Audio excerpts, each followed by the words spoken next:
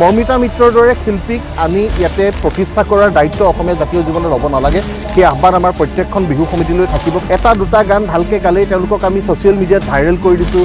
জুবিন গাৰ্গৰ সৃষ্টি আজি কোনোবাই অপমান কৰিব, সেই কথা গ্ৰহণযোগ্য নহয়। তেওঁ যিখিনি কাম কৰিব নোৱাৰে সেই কামটো কৰাটো অনুচিত। তাৰ পৰৱৰ্তী পৰ্যায়ত তেওঁ ক্ষমা খুজি থাকিলে নহ'ব। ক্ষমা খোজাটো আচলতে সকলো ভুলৰ পাছত ক্ষমা খুজিলে সকলো কথা বতৰা ঠিক হৈ নাযায়। আমি সকীয়াই দিছোঁ যে জুবিনদাৰ গীত তেওঁৰ ধৰণেৰে গাব নোৱাৰা যিসকল শিল্পী আছে সেইসকলে তেওঁৰ গীতসমূহ পৰিৱেশন কৰাৰ পৰা বিৰত থাকিব লাগে। প্ৰথম কথা হ'ল জুবিন গাৰ্গে ৰচনা কৰি যোৱা যিসমূহ গীত, তেওঁ যিসমূহ গীতত কণ্ঠ নিগৰাই গ'ল, সেই গীতসমূহৰ যিবিলাক সুৰ তাল লয় এই সকলোবিলাক মিলাব নোৱাৰাকৈ বিভিন্ন শিল্পীয়ে তেওঁৰ সেই গানসমূহ পৰিৱেশন কৰিছে।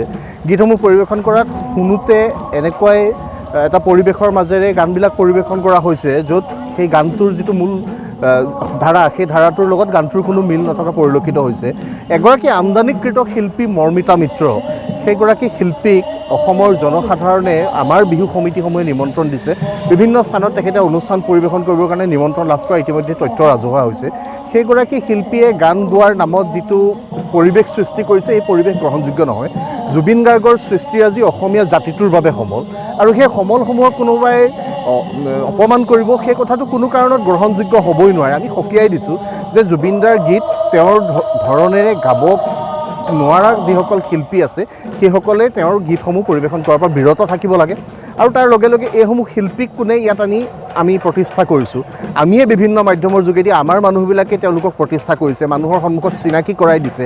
এটা দুটা গান ভালকৈ গালেই তেওঁলোকক আমি ছ'চিয়েল মিডিয়াত ভাইৰেল কৰি দিছোঁ, আন মাধ্যমৰ যোগেদি আমি তেওঁলোকক ভাইৰেল কৰি দিছোঁ। কিন্তু আমাৰ যিসমূহ আমাৰ নিজৰ থলুৱা যিসমূহ শিল্পী আছে সেইসকলক পৃষ্ঠপোষকতা প্ৰদান কৰাত ক'ৰবাত নহয় ক'ৰবাত আমি পিছ হুহুকি ৰৈছোঁ।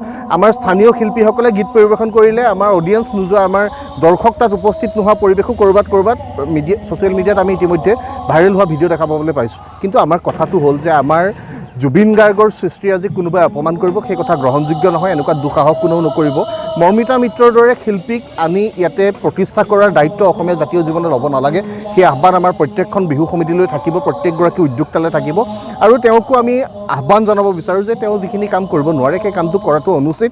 তাৰ পৰৱৰ্তী পৰ্যায়ত তেওঁ ক্ষমা খুজি থাকিলে নহ'ব। ক্ষমা খোজাটো আচলতে সকলো ভুলৰ পাছত ক্ষমা খুজিলে সকলো কথা বতৰা ঠিক হৈ নাযায়। সেয়েহে আমাৰ আহ্বান এটাই যে জুবিন গাৰ্গক লৈ কোনেও যাতে বেপাৰ বাণিজ্যও কৰিব নালাগে। জুবিন গাৰ্গৰ ন্যায়ৰ দাবী পুনৰবাৰ উত্থাপন কৰিছোঁ।